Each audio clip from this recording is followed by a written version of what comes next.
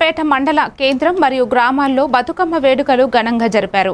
మహిళలు నూతన వస్త్రాలు ధరించి బతుకమ్మ పాటలు పాడుతూ ఆటలు ఆడి సంబరాలనందరినీ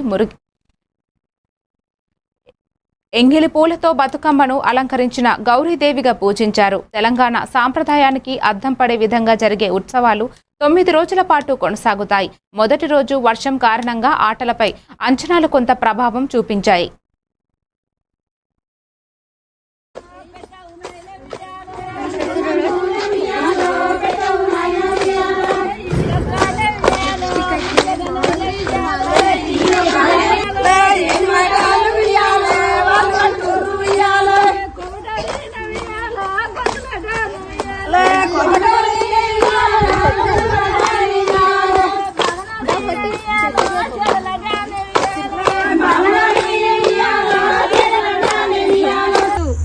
మొదటి రోజు మహాలయ అమావాస్య, మొదటి బతుకమ్మ పండుగ రోజు ఎంగిలి బతుకమ్మ అని పిలుస్తారు.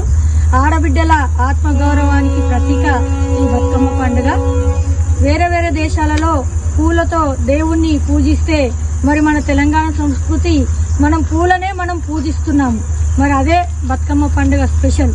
ఎందుకంటే ప్రతి ఒక్క ఆడబిడ్డ కులమత భేదాలకు అతీతంగా గ్రామంలో ఒక చావిడి దగ్గర ఒక్క దగ్గరగా బతుకమ్మలు పేర్చి వాళ్ళకి ఎన్ని బాధలున్నా ఎన్ని కష్టాలున్నా 1 గంట 2 గంటలు మర్చిపోయి అందరు కలిసిమెలిసి ఆడబిడ్డలందరూ పాలు పంచుకునే పండుగ ఈ బతుకమ్మ పండుగ. మన తెలంగాణ అతిపెద్ద ఆడపడుచులు సంవత్సరం అంతా ఎదురు చూసి ఆడవాళ్లకు ఎంతో ఇష్టమైన పండుగ ఈ బతుకమ్మ పండుగ.